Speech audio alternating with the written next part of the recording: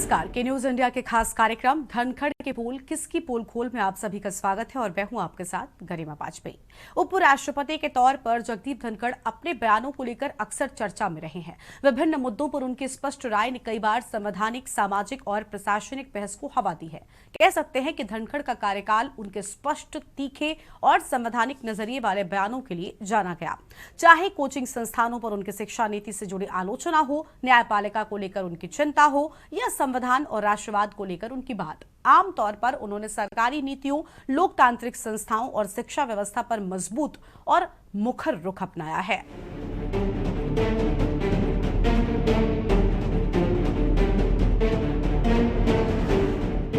जगदीप धनखड़ अपने खास मिजाज के लिए भी जाने जाते हैं। हम आपको बता दें कि अपने होम स्टेट के एक कार्यक्रम में उन्होंने दबाव में आकर काम न करने की बात कहकर अपनी मुखरता का परिचय देते हुए वो सुने गए थे।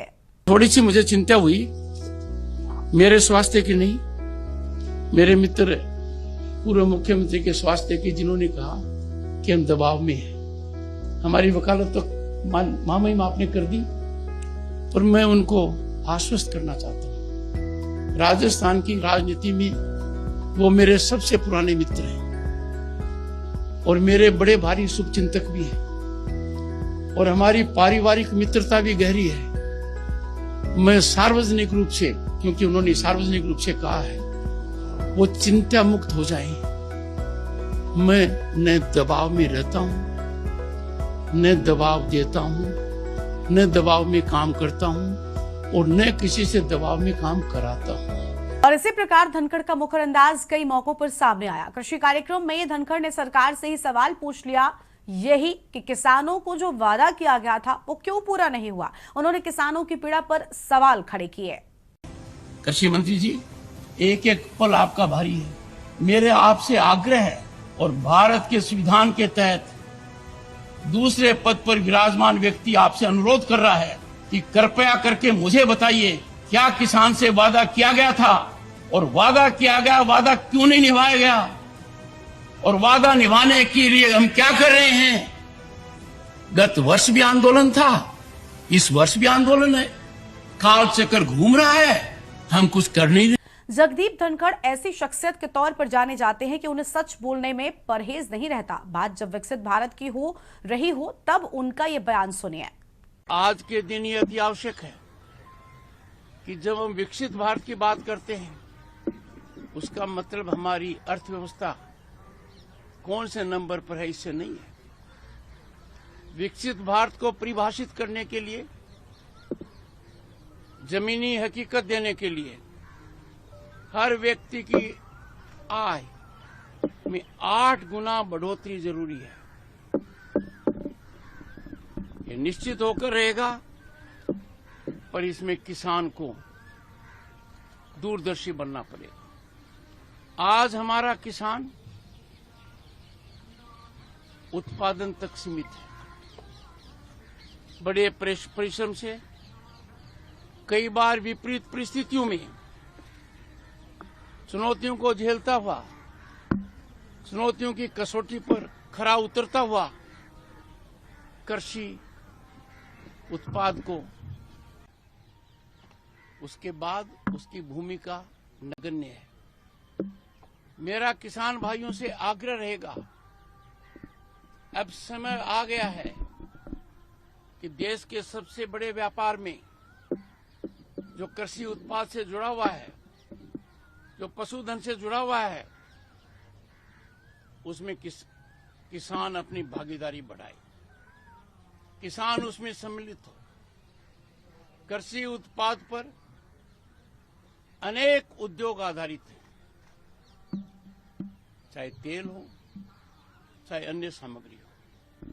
एक तरीके से एंटायर फूड प्रोसेसिंग इंडस्ट्री का मूल आधार कृषि उत्पाद है।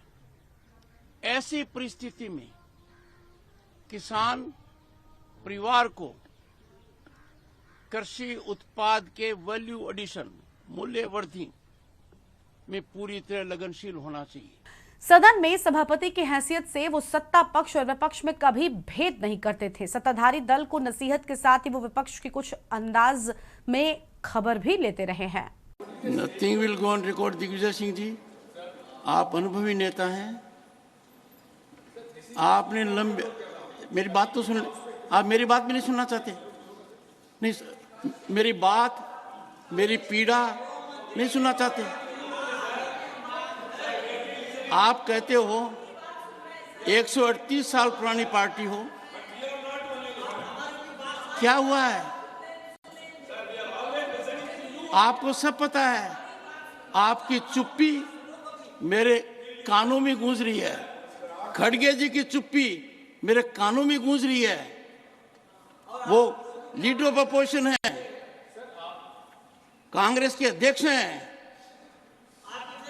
सबको पता है क्या कुछ हो रहा है।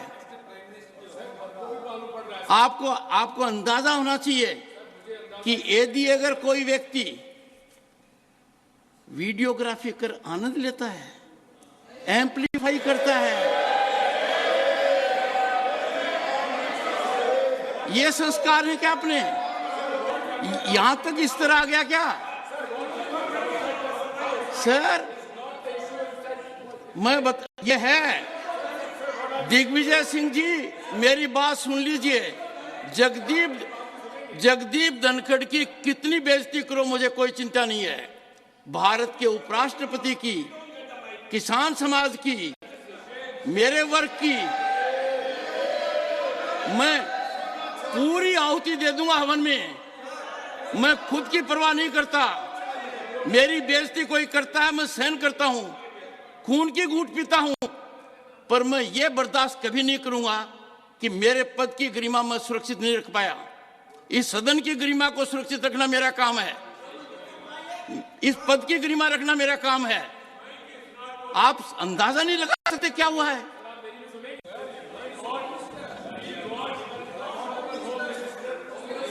दिग्विजय सिंह जी, एक बात सुनना मेरे ध्यान से बैठ जाइए। मैंने कुछ देर पहले एक टीवी चैनल पर देखा है, गिरावट की कोई हद नहीं है, गिरावट की कोई हद नहीं है। आपके एक बड़े नेता एक सांसद के असंसदीय व्यवहार को वीडियो कर रहे थे। आपसे भी बहुत बड़े नेता हैं वो। मैं तो यही कह सकता हूं, सद्बुद्धि आए। कुछ तो सीमा होती होगी, कुछ जगह तो बख्शो, कुछ जगह तो बख्शो।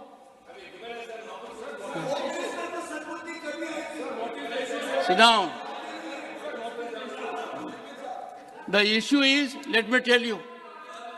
Take your seat. Take your seat. Take your seat. I'll tell you the issue. The office of Chairman Rajya Sabha and office.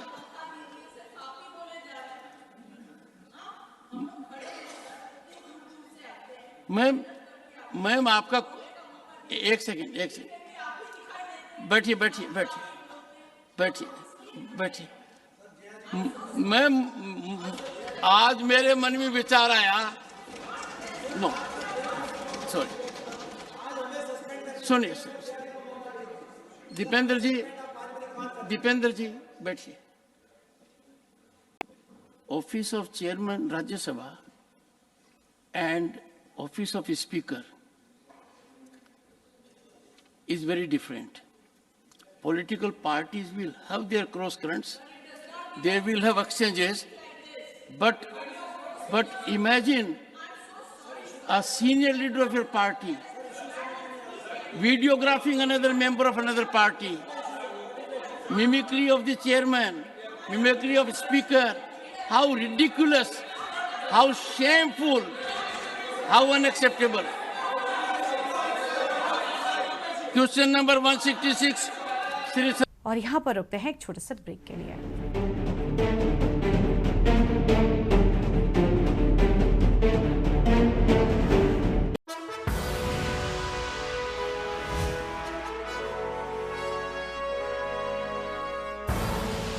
आप देख रहे हैं के न्यूज, खबरों का सारथी। सदन में सभापति के तौर पर उनके काम की कुछ बानगियां भी आपको दिखाते हैं। When the leader of the opposition has been asking for a discussion on Take your seat. Manipur, Take your you seat. allow the discussion Take your on seat. Manipur. That's my point. Honorable members, I name Mr. Derek O'Brien. He must leave the house. I name him. Yes. I wish to move a motion for the suspension of Mr. Derek O'Brien. Honorable members, Jaya Amitabh Bachchan is the last speaker on this point. Please, ma'am. Sir, मैं जया अमिताभ बच्चन ये बोलना चाहती हूँ, मैं कलाकार हूँ, body language समझती हूँ, एक्सप्रेशन समझती हूँ। और सर, मुझे माफ़ करिएगा, मगर आपका टोन जो है is not acceptable. We are colleagues, sir. You may be sitting on the chair. Jaya ji. And I remember when I went to school. Jaya ji, take your seat. Jaya ji, take your seat. Take your seat. Take your seat. Take your seat. Jaya, 1 second, honorable members. Honorable members. Honorable no. बैठिए. Honorable members. बैठिए. I know how to deal with it. बैठिए. Jaya ji, you have earned a great reputation. You have earned a great reputation. You know, an actor is subject to the director. You have not seen what I see from here. Every day, I don't want to repeat. I don't want schooling. I am a person who has gone out of the way. And you say, my tone? Dhankhar ने आपातकाल के दौरान संविधान की प्रस्तावना में secularism और socialism जैसे शब्दों को जोड़े जाने को नासूर करार दिया था। जगदीप धनखड़ ने अनुच्छेद 142 को न्यूक्लियर मिसाइल की संज्ञा देते हुए कहा, हम ऐसी स्थिति नहीं ला सकते जहां आप भारत के राष्ट्रपति को निर्देश दें, और वो भी किस आधार। संविधान के तहत आपके पास एकमात्र अधिकार अनुच्छेद 145(3) के तहत संविधान की व्याख्या करना है। इसके लिए 5 या उससे अधिक न्यायाधीशों की आवश्यकता होती है। I am not here to join issue. I am proud of Bharat that is rising as never before. The rise is unstoppable. I am proud of the ecosystem in the country, hope and possibility, buoyant economy, infrastructure, unbelievable, global reputation of the Prime Minister. Never heard Indian Prime Minister will be a global leader of that level. India is respected all over. We therefore have to be extra cautious that these forces that are active, you have to analyze them. I do not wish to take on an individual. I have respect for all. But then we have to be analytical mind, discerning mind. We cannot have situation where you direct President of India. And on what basis? The only right you have under the Constitution is to interpret the Constitution under Article 145(3). There it has to be 5 judges or more, boys and girls. When Article 145(3) was there, the number of judges in the Supreme Court was 8. वहीं जगदीप धनखड़ ने एक कार्यक्रम के दौरान सुनियोजित धर्मांतरण का आरोप लगाया था और कहा कि शुगर कोटेड फिलॉसफी बेची जा रही है। उन्होंने कहा, सनातन कभी विष नहीं फैलाता, सनातन स्व शक्तियों का संचार करता है। और एक संकेत दिया गया जो बहुत खतरनाक है, देश की राजनीति को भी बदलने वाला है। ये नीतिगत तरीके से हो रहा है, संस्थागत तरीके से हो रहा है, सुनियोजित षड्यंत्र के तरीके से हो रहा है, और वो है धर्म परिवर्तन। Look around, the challenges we are seeing.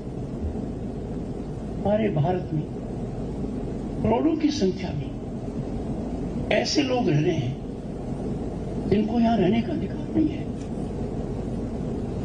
और वो रह नहीं रहे हैं। वो किसी न किसी रूप में अपनी आजीविका का सर्जन कर रहे हैं. They are making their livelihood here. They are making demand on our resources, on our education, health sector, housing sector. और अब तो बात आगे बढ़ गई है. They are intervening in our electoral process. हमारी प्रजातांत्रिक व्यवस्था के अंदर वो महत्वपूर्ण अंग बनते जा रहे हैं, निर्णायक अंग बनते जा रहे हैं. हम सबका कर्तव्य है कि हम देश में इस प्रकार की मानसिकता का विस्तार करें, एक ऐसे वातावरण और वायुमंडल का निर्माण करें कि हर भारतीय इस बात के लिए सजग हो जाए. जब दूसरा देश उन लोगों को यहां भेजता है अपने देश के कानून के हिसाब से, और वो लोग कौन है? हमारे उन लोगों को भ्रमित कर कर, लालच दिखाकर, लोभ देकर उनको ठक्कर मार ले गए. कुछ देशों ने पाया गलत है, वापस भेज दिया. परंपरा दशकों से चल रही है. और ये काम हम कब शुरू करेंगे?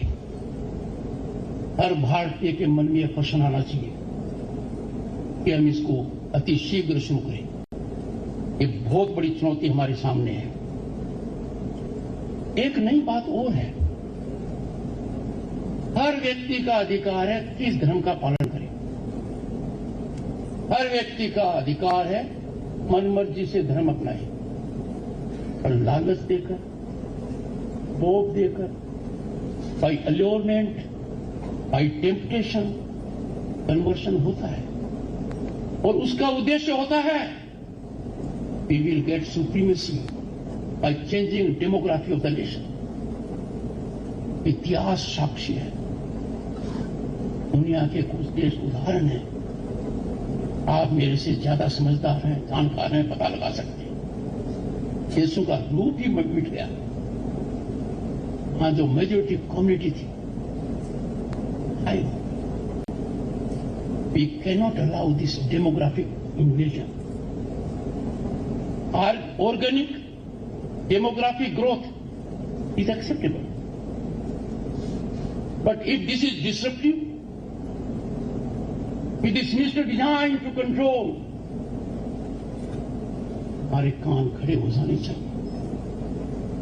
हमारे लिए चिंतन मंथन का विषय है. हमारा दर्शन जो सदियों पुराना है उसको चुनौती है. हमें विवेकपूर्ण इस तरीके से काम करना पड़ेगा. Boys and girls, there is another challenge. And please read between the lines. See behind the screen. In a systemic manner, in a systematic and systematic. The president is ridiculed. The Prime Minister is ridiculed. My question is ridiculed. Our institutions are tempted. Be it Election Commission or Judiciary. These are activities which are being undertaken by those at their heart. Jagdeep Dhankhar ने उपराष्ट्रपति रहते हुए एक भाषण में कहा था, राज्य के सभी अंगों का एक ही उद्देश्य है, संविधान की मूल भावना सफल हो, आम आदमी को सब अधिकार मिले, भारत फले और फूले. उन्हें लोकतांत्रिक मूल्यों और आगे के संवैधानिक आदर्शों को पोषित करने और फलने फूलने के लिए मिलकर और एकजुट होकर काम करने की जरूरत है. इन मंचों को राजनीतिक भड़काऊ बहस को बढ़ावा नहीं देना चाहिए जो स्थापित संस्थानों के लिए हानिकारक है, जो चुनौतीपूर्ण और कठिन माहौल में देश की अच्छी तरह से सेवा करते हैं. So this morning when I read a paper, an informed mind who had been finance minister of this country, a parliamentarian for long, and a member of Rajya Sabha currently, he stunned me because I took great pride that this parliament has done a great thing. It had unshackled us from colonial legacy by giving 3 laws that are of epochal dimension. From Dand Vidhan, we have come to Nyay Vidhan. Every member of parliament had opportunity to contribute on the floor of the house. This honorable gentleman, a distinguished member of parliament with great background as finance minister. And what he says, I quote, new laws were drafted by part-timers, unquote. Are we part-timers in parliament? Inexcusable insult to the wisdom of parliament. Heavy heart I am sharing with you. The gentleman did not use his lung power. He gave total rest to his vocal cords while debate was going on. Not only he, his distinguished colleagues from my legal fraternity, senior advocates, did not come forward to help the nation. They had an opportunity to make his point in the parliament. It was failure on his part to perform his constitutional duty and obligation. And how can we countenance such a man speaking in high decibel, trying to seek resolution of the people, only to unsettle a mechanism? I am shocked beyond words, and therefore please beware of the minds who deliberately as a strategy, by way of a narrative, try to run down our nation, demean our institutions, taint our progress, don't see the writing on the wall. They engage in criticism for the sake of criticism. फिलहाल इस खास कार्यक्रम धनखड़ के पोल किसकी पोल खोल में बस इतना ही। बाकी की तमाम बड़ी खबरों के लिए आप देखते रहिए न्यूज़ इंडिया। नमस्कार।